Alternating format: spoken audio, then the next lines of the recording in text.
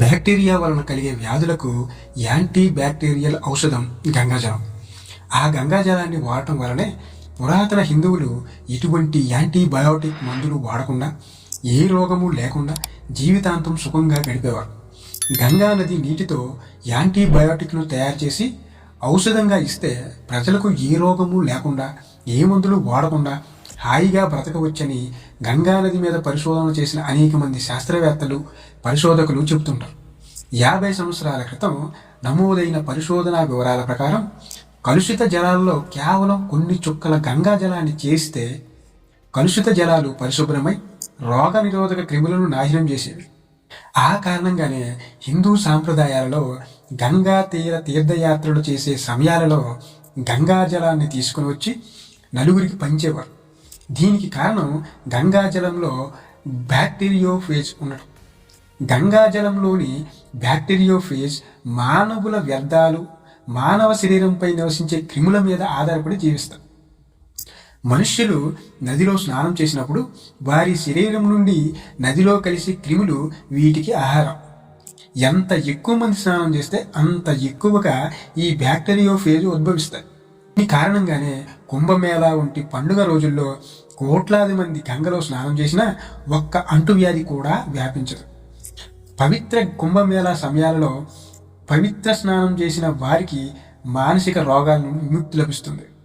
2003లో పవిత్ర గోదావరి నదికి నాసిక్లో జరిగిన అర్ధ కుంభమేళలో 6 కోట్ల మంది స్నానం చేశారని అంచనా. ఆ నీటిని పరీక్షిస్తే అందులో కూడా 8 నుంచి 9 రకాల బ్యాక్టీరియోఫేజులను పరిశోధకులు గుర్తించారు. ఈ కారణంగానే పంచగంగలలో గోదావరి నది ఒక భాగం అయింది. గంగా నది సహజ వ్యర్థాలను అతి త్వరగా తనలో కలిపేసుకుంటుంది. గంగ నీటితో నింపిన ఒక ట్యాంకులో జంతువుల వ్యర్థాలు వేస్తే అవి కేవలం 3 రోజుల్లోనే కరిగిపోయాయి. ఇదే ఇతర నదులకు కొన్ని రోజులు సమయం పడుతుంది. గంగా నది హానికర క్రిములను ఇతర నదుల కంటే 25 నాశనం చేస్తుంది. సాధారణంగా వేడి చేసిన నీటిలో క్రిములు చేరవు, పరిశుద్ధంగా ఉంటాయి. కానీ గంగాజలం వేడి చేస్తే తన ఔషధ గుణాలను తాను కోల్పోతుంది. ఉష్ణోగ్రత వలన గంగలో ఉండే బ్యాక్టీరియోఫేజ్ మరణించడమే ఇందుకు కారణం. ఇతర నదులు కూడా తమను తాము శుద్ధి చేసుకునే శక్తిని కలిగి ఉంటాయి. నదులు ఆక్సిజన్ను గ్రహించడం మొదలుకొని తమలో కలిగిన సహజ వ్యర్థాలను శుద్ధి చేసుకునే శక్తిని కలిగి ఉంటాయి. 1896లో జరిపిన పరిశోధనలో గంగతో పాటు యమునా నది కూడా ఇటువంటి శక్తులను కలిగి ఉంటుందని తేలింది. ఇక్కడ యముడితో పోల్చినప్పుడు గంగా నది 10 నుంచి 20 రెట్లు వేగంగా క్రిములను నాశనం చేయగలదు. గంగా జలానికి ఉన్న అనేక ప్రత్యేకతలను గుర్తించిన అక్బర్ చక్రవర్తి నిత్యం గంగా జలాన్ని మాత్రమే తెప్పించుకుని తాగేవారట. అక్బర్ నోటి నుంచే అమరత్వం ప్రసాదించే జలం గంగాజలం అని సంబోధించడం జరిగింది. బ్రిటిషర్లు భారత్ నుంచి ఓడల్లో ఇంగ్లాండ్కు ప్రయాణించే సమయాలలో గంగాజలాన్ని తీసుకువెళ్ళేవారట. గంగా నది నీరు చెడిపోదు. అందువలనే ఇంగ్లాండ్కు వెళ్ళి మరలా ఇండియాకు తిరిగి వచ్చే వరకు గంగా నది నీటినే తాగేవారట. హిందువులు నదులను, చెట్లను, రాళ్లను పూజిస్తారు. హిందువులు మూఢనమ్మకాలు కావు. ఎలాంటి కారణం లేకుండా భారతీయ పూర్వీకులు వాటిని పూజించలేదు. వాటిని పూజించడానికి ఒక బలమైన కారణం ఉంది. బ్యాక్టీరియోఫేజ్ వైరస్లు గంగా నది పుట్టే హిమాలయాల్లోని మంచు కొండల్లో కూడా ఉన్నట్టు పరిశోధకులు కనుగొన్నారు. లక్షల సంవత్సరాల క్రితం హిమాలయ మంచుల్లో ఈ వైరస్లు బయోటిక్ కణాలుగా బంధించబడ్డాయని, అవే మంచు కరిగినప్పుడు నీటిలోకి వస్తాయని పరిశోధకుల అంచనా. ఇది గంగలో ఒక జీవ సంబంధ రక్షణ వ్యవస్థను సృష్టిస్తుంది. గంగానది జన్మస్థలమైన హిమాలయ పర్వతాలు ప్రపంచంలోనే ఎత్తైన, చురుకైన, ఇటీవల ఏర్పడిన పర్వతాలు. హిమాలయాలు ఏర్పడి 5 కోట్ల సంవత్సరాలు మాత్రమే అయింది. 5 కోట్ల సంవత్సరాల క్రింద ఏర్పడ్డ హిమాలయాలు ఇంకా పెరుగుతూనే ఉంటాయి. నేటికి అవి 1 సంవత్సరానికి 1 సెంటీమీటర్ చొప్పున పెరుగుతుంటాయి.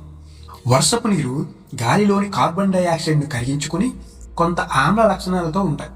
ఆ వర్షం నీరు హిమాలయాల్లోని కాల్షియం సిలికేట్ శిలలపై పడ్డప్పుడు జరిగే రసాయన చర్యల వలన సున్నపురాయి, మరికొన్ని ఖనిజాలు ఏర్పడతాయి.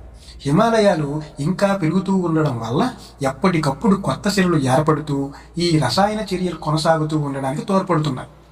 గంగా, బ్రహ్మపుత్ర నదులు దాదాపు 130 మిలియన్ టన్నుల కరిగిన లవణాలను బంగాళాఖాతంలోకి తీసుకువెళ్తున్నాయి. ఇది ప్రపంచంలో నదులు సముద్రంలోకి తీసుకువెళ్లే లవణాల్లో 3%. ఈ సిలికేట్లు లోహపు అయాన్లు నీటిలో కలిసి కిందకి ప్రవహిస్తాయి. ఈ లోహపు అయాన్లు నదిలో అడుగున మట్టిలో పెరిగిపోతాయి. ఇవి బ్యాక్టీరియాని సంహరించడం ద్వారా గంగా జలాలను శుభ్రంగా ఉంచడంలో తోడ్పడుతున్నాయి. ఉత్తర భాగాల్లో ద్రవీభవించిన ఆక్సిజన్ స్థాయి అధికంగా ఉండడం వలన నీటిని స్వయంగా శుద్ధి చేసుకునే సామర్థ్యాన్ని మరింత బలపరుస్తుంది. కొన్ని ప్రాంతాల్లో ఆక్సిజన్ పరిమాణం లీటర్కు 20 మిల్లీగ్రాముల వరకు ఉండడం వలన జీవ పదార్థ కాలుష్యాలను విచ్ఛిన్నం చేయడంలోనూ నీటి జీవులను రక్షించడంలోనూ సహాయపడుతుంది. పర్వత ప్రాంతాల చల్లటి ఉష్ణోగ్రతలు ఈ ఆక్సిజన్ స్థాయిలను నిలకడగా ఉండేందుకు దోహదం చేస్తున్నాయి. ఇది కాలుష్య పదార్థాలను విచ్ఛిన్నం చేయడానికి జలచర జీవులకు నివాసాలుగాను సహాయపడుతుంటాయి. నదీ పరిసరాలలోని మొక్కల నుండి విడుదలయ్యే టెర్పెన్స్ వంటి సహజ ఫైటోకెమికల్స్ కాలుష్య పదార్థాలను నిర్జీవం చేస్తాయి. గతంలో చాలాసార్లు కుంభమేళ వంటి పుణ్యస్నానాలకు లక్షల మంది వస్తారు.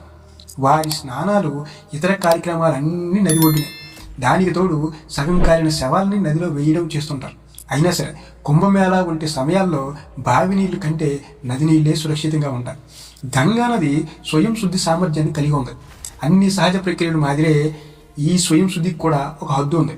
నీటిలో చేరే వ్యర్థాలు ఒక స్థాయి దాటినంత వరకు నది తనను తాను శుభ్రం చేసుకోగలుగుతుంది. కానీ ఇప్పుడు పరిమితికి దాటిపోయిన మానవ వ్యర్థాలు, మానవ నిర్మిత సింథటిక్ వ్యర్థాలు కలిసి నదుల స్వయం శుద్ధి సామర్థ్యాన్ని మించిపోయాయి. అందుకే ఇటీవల కుంభమేళ సమయంలో కాలుష్య నియంత్రణ మండలి సేకరించిన నీటి నమూనాల్లో హానికర బ్యాక్టీరియా పరిమితికి మించిపోయి నీళ్లు ఏ రకంగానూ వాడకానికి పనికిరానివని తేలింది. దానికున్న అద్భుత స్వయం శుద్ధి సామర్థ్యాన్ని మించి వ్యర్థాలు కలిపి కలుషితం చేశాం.